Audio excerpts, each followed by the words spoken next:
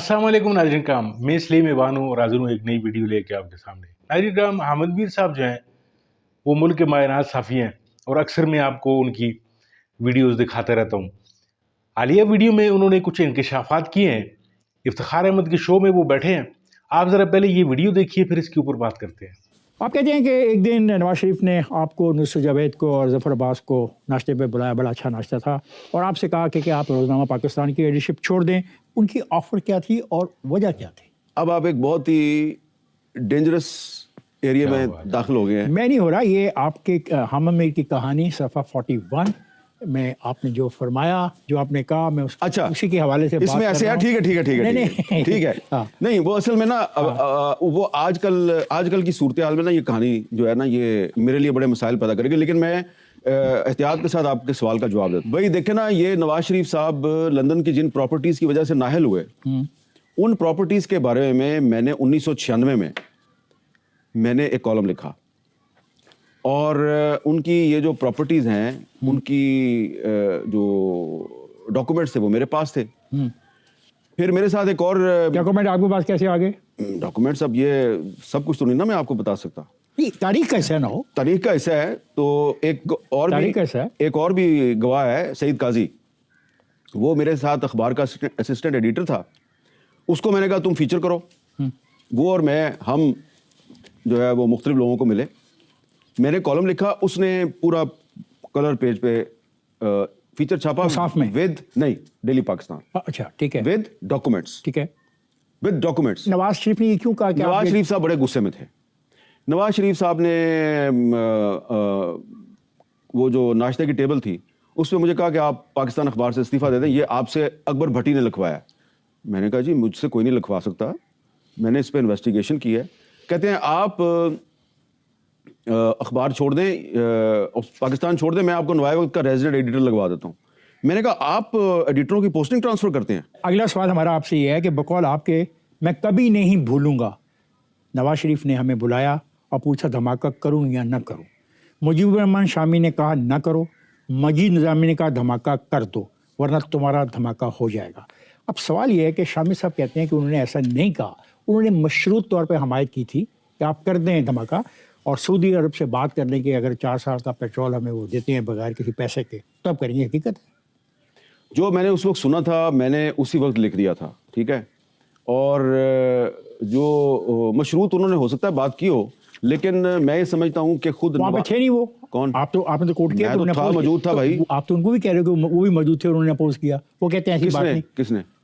मेरे दोस्त शामी साहब ने अपोज किया। हाँ, वो कहते हैं ऐसा नहीं है, मैंने मशरूत बात की। चले आगे। क्या ये हकीकत है कि मुशर्रफ ने 2007 में जजों की बहाली की तहरीक से मीडिया की तवज्जो हटाने के लिए लाल मस्जिद के मामले में मीडिया को इस्तेमाल किया? बिल्कुल सही बात है, इसका मैं आई विटनेस हूँ। इसलिए कि मुझे लाल मस्जिद के अंदर जब सीज हुई थी, घेरा डाला हुआ था, तो मुझे एजाजुल हक जो है उसने, वो उस वक्त मिनिस्टर था मजहबी अमूर का, तो उसने मुझे कहा यार ये कोई इशू नहीं है, ये जो मस्जिद के साथ तो कोई फड्डा नहीं है, तो ये किसने फड्डा पैदा किया है, तो ये मसला हल कराएं। मैंने कहा हाँ मसला हल कराएं। तो मैं और एजाजुल हक बैक डोर से एक रास्ता था, हम उस रास्ते से गाजी अब्दुल रशीद और मौलाना अब्दुल अजीज़ के पास चले गए। हम जब उन्होंने कहा कि ठीक है कोई मसला नहीं है, तो आप हमारे पास आ गए, बड़ा शुक्रिया, हम मसला हल करने की कोशिश करते हैं। लेकिन जब हम निकल रहे थे तो उन्होंने कहा कि इधर जो मिलिटेंट्स हैं मस्जिद के अंदर हमारा उनसे कोई ताल्लुक नहीं है, ये तो आपके मिलिटेंट्स हैं। आपसे मुराद आपके? नहीं, मेरे नहीं, हुकूमत के। अच्छा, तो ये तो गन पॉइंट पे इन्होंने कब्जा किया हुआ है और इनकी तो शिफ्टें हैं।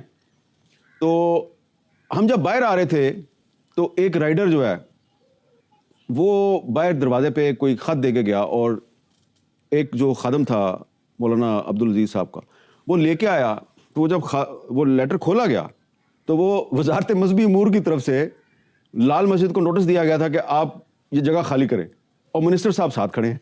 अच्छा, मतलब इसका मतलब यह है कि मीडिया को इस्तेमाल किया गया। मीडिया को इस तरह इस्तेमाल किया गया कि परवेज़, फिर जब ये सारी सिचुएशन का मुझे पता चल गया, और फिर जो उस वक्त सेक्रेटरी दाखिला थे कमाल शाह साहब, उन्होंने मुझे पूरी सिचुएशन बताई। वो कहते हैं जी कि ये जो मिलिटेंट्स हैं इधर लाल मस्जिद के, इनको हमने पकड़ा है, اور ان سے اسلحہ برآمد کیا ہے, پکڑ کے ہم نے ان کو تھانے میں بند کر دیا ہے. ہمیں فون آتا ہے ایک ادارے کا, ان کو چھوڑ دو, ہم ان کو چھوڑتے ہیں, وہ پھر جا کے لال مسجد میں بیٹھ جاتے ہیں. اب جناب میں نے یہی بات آرمی ہاؤس میں 10 صحافیوں کی موجودگی میں نے پرویز مشرف کو سنا دی کہ آپ ڈبل گیم کر رہے ہیں ہمارے ساتھ. وہ غصے میں آ گیا, اس نے کہا بھائی کمال شاہ سے بات کراؤ, کمال شاہ سے بات کراؤ. تو وہ جنرل حامد جاوید صاحب جو ہیں انہوں نے کمال شاہ سے بات کی, کمال شاہ نے کنفرم کر دی, میں نے کنفرم کر دی, مشرف صاحب جھاگ کی طرح بیٹھ گئے. اور اس کے بعد پھر چودھری شجاعت صاحب نے نیگوسیشن شروع کی, نیگوشیشنز کامیاب ہو گئیں, اس کے باوجود آپریشن ہو گیا. آپ نے دیکھا کہ مجھ سمیت بہت سے اہل صحافت نے ججوں کی بحالی کو اپنی زندگی اور موت کا مسئلہ بنا رکھا تھا. عامر صاحب, جس تحریک کو آپ نے اپنی زندگی اور موت کا مسئلہ بنا رکھا تھا, اسے حاصل کیا ہوا؟ کہا جاتا ہے یہ تو ایک جنرل کی دوسرے جنرل کے خلاف ایک جنگ تھی. دیکھیں, اس لائرز موومنٹ کے دوران آصف زرداری صاحب سے میری بڑی بحث ہوتی تھی, اور یہاں تک کہ وہ پریزیڈنٹ بھی بن گئے تو ہم ان کو کہتے تھے کہ آپ ججوں کو بحال کریں. ہم نے تو زندگی موت کا مسئلہ بنایا ہوا وہ جو میں کہہ رہا ہوں نا, اس طرح کر کے میں بات کرتا تھا ان کے سامنے, چھوڑوں گا نہیں, یہ نہیں ہے, نو کمپرومائز ہے وہ, آپ کہتے تھے. ہاں. تو وہ اب زرداری صاحب مجھے کہتے تھے اچھا یہ بندہ جو ہے افتخار چودھری تیرا ہیرو, یہ ریٹائرمنٹ کے بعد جب پارٹی بنائے گا تو پارٹی میں شامل ہوگا. میں نے کہا یہ میرا ہیرو بالکل پارٹی نہیں بنائے گا, وہ رول آف لا کی جنگ لڑ رہا ہے. اس نے کہا اس کی پارٹی کا نام ہوگا جسٹس پارٹی, جب وہ پارٹی بنائے گا تو ٹی وی پہ آ کے یہ اعلان کرے گا کہ میں غلط تھا اور آصف زرداری ٹھیک تھا. ہاں میں کر دوں گا. ہاں بھائی, میرا سوال یہ ہے کہ یہ ایک جنرل کی دوسرے جنرل کے خلاف جنگ تھی. میرا سوال یہ ہے, جنگ نہیں تھی, اس میں جنرل کیانی صاحب تھے جو, ہاں, کیانی ورسز مشرف. نہیں, کیانی ورسز نہیں تھا, کیانی کے ساتھ پوری فوج تھی. فوج جو ہے وہ مشرف سے تنگ آ چکی تھی. یہ ایک ریپیٹیشن تھی, ہسٹری نے ریپیٹ کیا تھا. جس طرح یحییٰ خان نے فوج کی مدد سے ایوب خان کو ہٹایا, اسی طرح جنرل کیانی نے فوج کی مدد سے مشرف کو ہٹایا. جنرل کیانی سے آپ کے بڑے قریبی تعلقات تھے, یہ تعلقات کب بنے؟ قریبی تعلقات نہیں تھے, وہ ایسے تھا کہ میری 1-2 دفعہ ان سے ملاقات ہوئی تھی جب وہ کور کمانڈر راولپنڈی تھے. تو مشرف صاحب پہ اٹیک ہوا تو اس کی انہوں نے انکوائری شروع کی. انہوں نے جو بندے پکڑے ہوئے تھے, میں نے یہ کالم لکھا کہ یہ بندے غلط پکڑے ہوئے ہیں. تو آپ کو اصل آدمیوں کا علم تھا؟ مجھے اصل آدمیوں کا علم نہیں تھا. تو ان کے بارے میں آپ کیسے کہتے ہو غلط پکڑے ہوئے؟ اس لیے کہ ان کو میں جانتا تھا. یہ ہر غلط آدمی کو آپ جانتے تھے؟ دیکھیں نا, اب میں نام لے لیتا ہوں, وہ الیاس کشمیری جو ہے جس کو انہوں نے پکڑا تھا, تو میں نے کالم لکھا بھائی یہ وہی الیاس کشمیری ہے جس کو 2-3 سال پہلے تک آپ کیش پرائز دیا کرتے تھے. اس پر مجھے کیانی صاحب نے بلایا, اور ان کا جو کیانی صاحب کا جو چیف آف سٹاف تھے وہ تھے بریگیڈیئر قمر جاوید باجوہ صاحب. اور خالد خواجہ غالباً اس کا نام ہے, اور کرنل امام کے قتل کا الزام لگا. تو آپ نے کہا کہ کئی صحافیوں نے اس موقع کا فائدہ اٹھاتے ہوئے آپ کی کردار کشی کی, مہم میں بڑھ چڑھ کے حصہ لیا. کہ آپ ان صحافیوں کا نام لینا پسند کریں گے؟ کیا آپ اس صحافی کا بھی نام لینا پسند کریں گے جس نے آپ کی حمایت میں بیان دیا؟ دیکھیں, یہ صرف خالد خواجہ والی بات ہے, کرنل امام صاحب کی فیملی اس میں شامل نہیں ہے, اور بلکہ کرنل امام کی جو فیملی ہے وہ انہوں نے میری اخلاقی طور پہ سپورٹ کی مدد کی. ان کو تو ساری گیم کا پتہ تھا نا. گیم تھی کیا؟ گیم یہ تھی کہ اسلم بیگ صاحب کی کتاب پڑھیں آپ, اقتدار کی مجبوریاں. اسلم بیگ صاحب نے کرنل امام صاحب کو کہا کہ طالبان کی اور امریکہ کی بات کروائیں, ٹھیک ہے. بیچ میں آ گئے خالد خواجہ صاحب, اور ایک وہ بیچ میں جرنلسٹ کو لے آئے, اور مجھے تو خبر ہی کوئی نہیں ہے کہ جناب یہ جا رہے ہیں, کب جا رہے ہیں, کہاں سے آ رہے ہیں. تو انہوں نے جناب کرنل امام صاحب اور خالد خواجہ صاحب, کرنل امام کے بارے میں یہ کہا جاتا ہے نا کہ وہ طالبان کے استاد تھے اور طالبان ان کی بہت عزت کرتے تھے. بالکل کرتے تھے, بالکل کرتے تھے. وہ ہرات میں کونسلیٹ جنرل تھے جب, تو بالکل طالبان ان کی عزت کرتے تھے. لیکن جس طریقے سے جن لوگوں نے کرنل امام کو قتل کیا, تو اس سے یہ لگتا ہے کہ قتل کرنے والے جو ہیں ان کو نہ تو طالبان کی عزت کا خیال تھا اور نہ ہی ان کو کرنل امام کی اہمیت کا احساس تھا, اور وہ کسی ایجنڈے پہ تھے, ٹھیک ہے نا. تو اس میں یہ جب واقعہ ہو گیا, یہ دونوں ادھر گئے, ان کو اغوا کر لیا گیا. ان کے ساتھ جو تیسرا جرنلسٹ تھا, he was a British national, اس کو چھوڑ دیا, اس کو چھوڑ دیا. اور جو 2 پاکستانی تھے ان کو انہوں نے قتل کر دیا. آپ پر الزام کیوں لگا؟ میرے پہ تو الزام اس کے بہت دنوں کے بعد لگا. کیوں وائے حامد میر؟ ہاں, وہ ایسے کہ مجھے ایک اس زمانے میں پیپلز پارٹی کے منسٹر تھے, انہوں نے بلا کے کہا کہ یار آپ مسنگ پرسنز کا ایشو بہت اٹھا رہے ہیں, تو آپ باز آ جائیں, آپ پہ انہوں نے کوئی کیس ڈال دینا ہے. میں کہا میرے پہ کیا کیس ڈالیں گے؟ کس سن کی بات ہے؟ یہ 2010 کی بات ہے. 2010.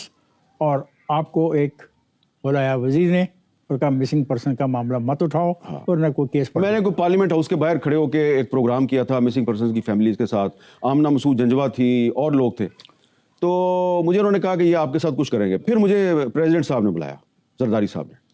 یہ آصف زرداری اور آپ لگتا ہے کہ ایک سارا دن یہی کام کرتے وہی رہتے ہیں. جو آرٹیکل نہیں تھا جس کی وجہ سے آپ کی اور میری چھٹی ہو گئی تھی, تو اس وقت تک تو زرداری صاحب جو ہیں وہ سمجھتے تھے کہ میں کوئی بہت بڑا کانسپریٹر ہوں.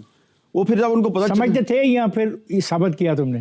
وہ پھر بعد میں پھر جو ہے وہ انہوں نے پھر میرے ساتھ ایک ان کی انٹیمیسی بن گئی.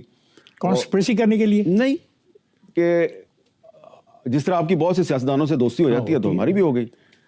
تو انہوں نے مجھے کہا کہ آپ ذرا احتیاط کریں. تو 2 ایشوز ہیں, ان کو اگر آپ اوائڈ کریں تو پرابلم نہیں ہوگی. میں نے کہا جی کون سے 2 ایشوز ہیں؟ انہوں نے کہا ایک مسنگ پرسن اور ایک بلوچستان. اچھا, جن صحافیوں نے میرے خلاف پروگرام کیے بعد میں پھر انہوں نے میرے سے معذرت کر لی. 2017 میں وہی جو 2010 کا کیس ہے اس پر اسلام آباد ہائی کورٹ کے ایک جج صاحب جو ہیں وہ میرے پہ FIR کروا دیتے ہیں. کون جج صاحب؟ جسٹس محسن اختر کیانی. ٹھیک ہے, کیوں دشمنی ذاتی کوئی تمہاری؟ مجھے نہیں پتا, لیکن کیانی ایک جنرل کیانی تمہارا دوست ہے اور ایک جج کیانی تمہارے پہ پرچہ کروا دیتا ہے. اب اس میں انٹرسٹنگ بات یہ تھی کہ پرچہ درج ہوا تھانہ رمنا میں.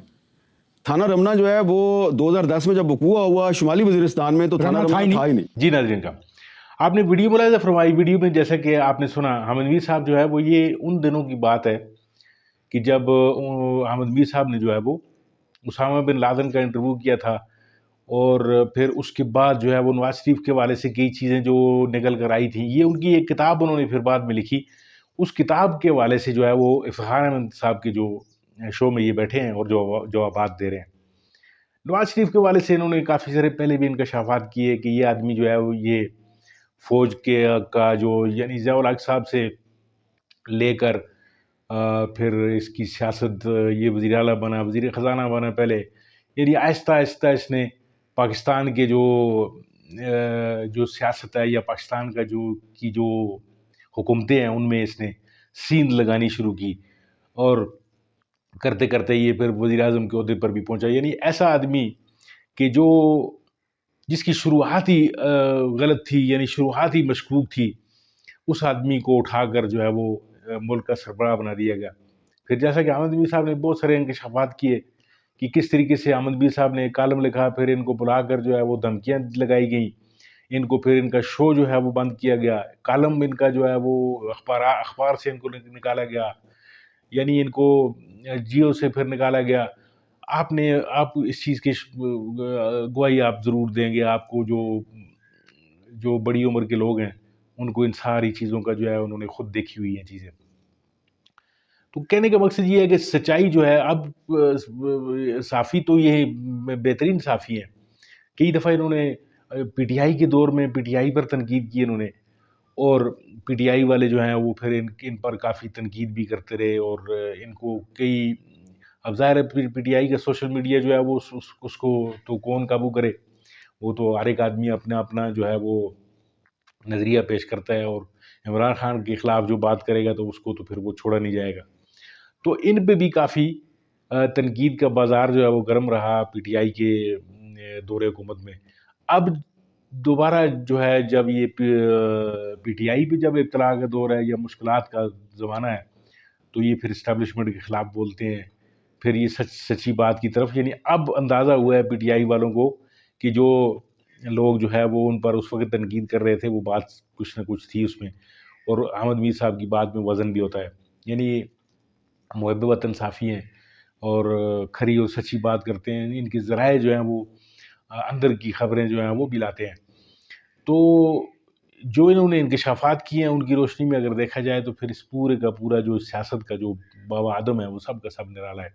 دعا یہ کرتے ہیں کہ اللہ پاک اس پاکستان کو کوئی ایسے رہنما جو ہے وہ عطا کرے کہ جو اپنے پیٹ کے علاوہ بھی کچھ سوچتے ہوں, اور ملک کے والے سے جو ہے, اب انڈیا ہمارے ساتھ آزاد ہوا, اس کی آپ دیکھیں کرپشن وہاں پہ بھی شاید اتنی ہوگی, ساری چیزیں اتنی ہوں گی, لیکن وہ لوگ جو ہیں وہ اپنے ملک کا بھی سوچتے ہیں, اور ملک کو آگے لے کر کیسے جانا ہے یہ چیزیں ساری وہ سوچتے ہیں, اور پھر ان پر عمل درآمد بھی کرتے ہیں. اللہ کرے ہمارے ساتھ پاکستان کے ساتھ بھی ایسا ہی کوئی معاملہ ہو جائے, اللہ کا کوئی فضل ہو جائے ہم پہ. ناظرین کا بہت بہت شکریہ ویڈیو دیکھنے کے لیے. امید ہے آپ نے جو ہے وہ ویڈیو پوری دیکھی ہوگی، اور میرے چینل کو ضرور سبسکرائب کیجئے اور ویڈیو کو لائک کیجئے، کمنٹ کیجئے۔ ملتے ہیں آپ کے ساتھ کسی اور ویڈیو، کسی اور موضوع میں، تب تک کے لیے مجھے اجازت دیجئے۔ اللہ حافظ۔